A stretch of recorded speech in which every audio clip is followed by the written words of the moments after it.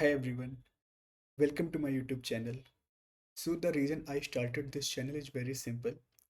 When I was learning for the data science and the data engineering role, I realized that most of the content available in YouTube is either too complex or too fast or not practical for the beginner.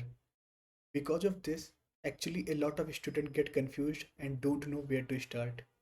I have been through the same phase. That's why I decided to create this channel.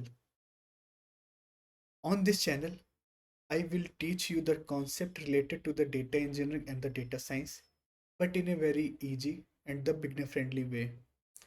My goal is not just to teach you the concept, but to help you understand that how to use them in real project.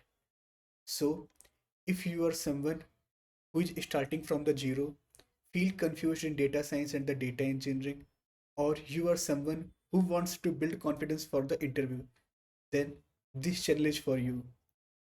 So, if you stay consistent with this channel, you will not only understand the concept, but you will also able to apply them in real time project also. So make sure to subscribe and join this journey. Thank you.